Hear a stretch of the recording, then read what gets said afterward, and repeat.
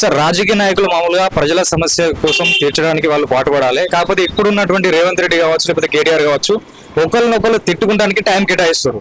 So ఈయనేమో మీ నాకుల తొండలు తొడతాను అయినానుడు, తర్వాత నిన్ను తొక్కిపట్టి నారదీస్తాను అయినానుడు, తర్వాత ఒకళ్ళ సావొకరు కోరుకుంటారు. సో రాజకీయ నాయకులు ఇట్లుండాలా? సో దీన్ని ఎట్లా చూస్తారు మీరు?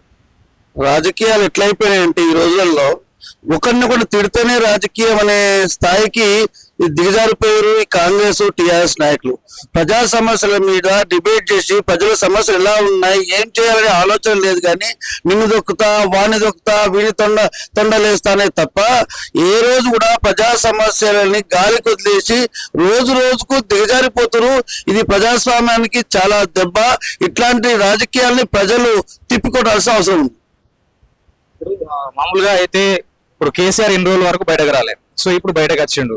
సో మొన్న ఏంటంటే వరంగల్ ఒక సభ పెట్టిండు, తర్వాత మళ్ళీ కొన్ని రోజుల దాకా మళ్ళీ బయటకు రాలే. ఇప్పుడు ప్రెస్ మీట్ పెట్టి ఇన్ని రోజుల నుంచి ఒక లెక్క, ఇప్పుడు ఒక లెక్క, నేను బయటకు వచ్చిన పరిపాలన బరాబర్ అని చెప్పి కేసీఆర్ అంటుండు. సో ఏ విధంగా ఆయనను ఎదుర్కొనే ఆస్కారం ఉందంటారు రేవంత్ రెడ్డి?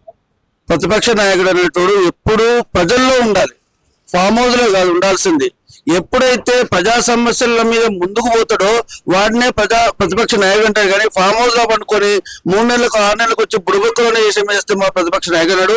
ప్రతిపక్ష నాయకుడు అనేటోడు అసెంబ్లీకి రావాలి, ప్రజా సమస్యల మీద ప్రశ్నించాలి ప్రభుత్వాన్ని. నువ్వు తప్పు చేస్తున్నావు, రైతులకు రైతు బంధు రావట్లేదు, విద్యార్థులకు వసతులు లేవు, రైతులకు యూరియా దొరకలేదు అనే సమస్యల మీద మాట్లాడాల్సిన ప్రతిపక్ష నాయకుడు 6 నెలలు నిద్రపోవడం, 6 నెలలు వచ్చి ముందుకు మాట్లాడడం కుంభకర్ణులు లెక్క చేస్తాడు తప్ప కేసీఆర్ అనేటోడు ఒక ప్రతిపక్ష నాయకుడిగా అన్ఫిట్.